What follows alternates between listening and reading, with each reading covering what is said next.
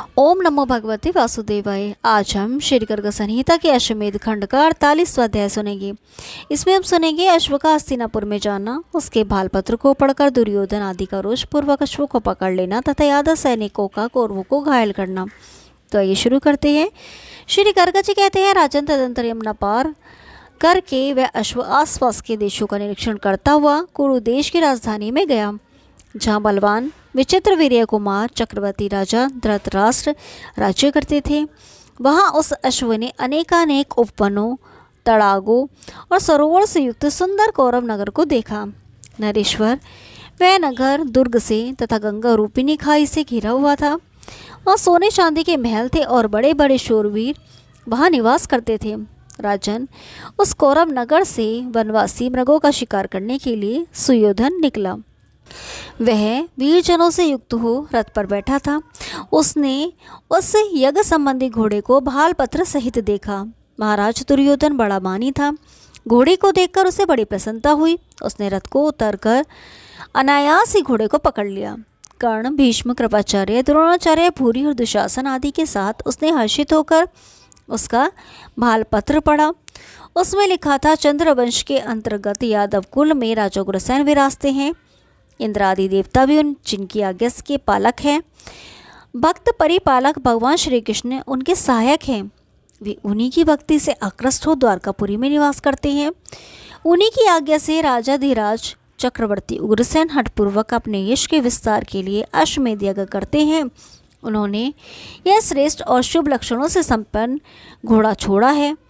उस घोड़े के रक्षक हैं श्री कृष्ण पौत्र अनिरुद्ध, जो वृक दैत्य का वध करने वाले हैं। हाथी, घोड़े, रथ और पैदल वीरों की अनेक चतुरंगनी सेनाओं के साथ अनिरुद्ध अश्व की रक्षा में चल रहे हैं। जो राजा इस पृथ्वी पर राज्य करते हैं और अपने को शूरवीर मानते हैं, वे भालपत्र से शोभित इस यज्ञ संबंधी अश्व को बलपूर्वक ग्रहण करें। धर्मात्मा अनिरुद्ध राजाओं द्वारा पकड़े गए उस अश्व को अपने बाहुबल और पराक्रम से अनायास ही हठपूर्वक छुड़ा लेंगे। जो घोड़े को ना पकड़ सके, वे धनुर्धर अनिरुद्ध के चरणों में नतमस्तक होकर चले जाएं। श्री गर्ग जी कहते हैं, उस पत्र को बाँचकर वे शत्रुभूत कौरव क्रुद्ध हो उठे। उन मानियों के नेत्र लाल हो गए और वे परस्पर कहने लगे। कौरव बोले, अहो, इन ध्रस्त राष्ट्रों दवा यादवों ने घोड़ा के भालपत्र में क्या लिख रखा है? क्या यादवों के सामने कोई राजा ही नहीं है? पूर्वकाल में अपने राष्ट्रीय यज्ञ में हमने जिन यादवों को परास्त किया है, वे ही मूर्ख अब फिर अश्वमेध यज्ञ करने चले हैं। इसीलिए हम इन सब को जीतेंगे, घोड़े को कदापि वापस नहीं देंगे। यादवों को जीतने के पश्चात हम लोग स्वयं यज्ञों में उत्तम अश्वमेध यज्ञ करेंगे। कौन है उग्रसेन? कौन है कृष्ण? और वह घोड़े की रक्षा करने वाला भी कौन है? समस्त यादवों के साथ आकर ये लोग हमारे सामने क्या पौरुष दिखाएंगे?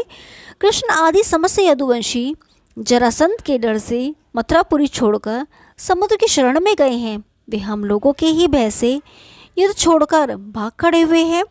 पहले हम लोगों ने कृपा करके इन यादवों को राज्य दे दिया और अब ये कृतघ्न यादव अपने को चक्रवर्ती मानने लगी हैं। पांडवों का मान रखने के लिए हमने पहले यादवों को नहीं मारा था, किंतु वे पांडव भी हमारे शत्रु ही हैं। अतः हमने उन्हें देश निकाला दे दिया है। इन भागे हुए यादवों को आज युद्ध में पराजित करके हम उग्रसेन को सहसा उनके चक्रवर्तीपन का मजा चखाएंगे। राजन, वे समस्त श्री कृष्ण विमुख कौरव लक्ष्मी और राजवैभव के घमंड में आकर ऐसी बातें कहने लगे। फिर सब ने शीघ्र ही नाना प्रकार के अस्त्र शस्त्र ले लिए और उस घोड़े को नगर में प्रवेश कराया। इसके बाद वे वहीं ठहर गए। अश्व के दूर चले जाने पर श्री कृष्ण की प्रेरणा से शाम तुरंत ही मार्ग प्रदान करने वाली गहरी यमुना नदी को पार करके 10 अक्षौहिणी सेना पीछे लिए कवच बांध अक्रूर और युयुधान आदि के साथ रोषपूर्वक हस्तिनापुर की ओर गए। इस प्रकार वे समस्त यादव हस्तिनापुर के निकट आ पहुँचे। उन्होंने देखा, घोड़ा चुराने वाले कौरव सामने खड़े हैं। श्री कृष्ण ही जिनके आराध्य देव हैं तथा जो लोक और परलोक दोनों पर विजय पाने के इच्छुक हैं, उन बलवान यादवों ने कौरवों को देखकर उन सब को तिनके के समान समझते हुए कहा, अहो, कितने किसने हमारे घोड़े को बांधा है, किसके ऊपर आज यमराज प्रसन्न हुए हैं और कौन युद्ध स्थल में नाराजों द्वारा बड़ी भारी पीड़ा प्राप्त करने के लिए उत्सुक है। ओहो, जिनके चरणों की देवता और दानव भी वंदना करते हैं, जो पहले यास्त्य युग कर चुके हैं, जिनकी समानता करने वाले संसार में दूसरा कोई नहीं है, तथा जो नरेशों के भी ईश्वर हैं, उन वृष्णि कुल तिलक चक्रवर्ती राजाधिराज उग्रसेन को क्या वे राजा नहीं जानते? वे अपने ही विनाश के लिए घोड़ों को पकड़ रहे हैं। हेमांगन, इंद्रनील, बक, भीषण और बलबल, इन समस्त नरेशों को हमने संग्राम भूमि में पराजित किया है। यादवों की यह बात सुनकर कौरवों के अधर क्रोध से फड़क उठे। वे यादवों की ओर टेढ़ी आंखों से देखते हुए उन्हें इस प्रकार उत्तर देने लगे।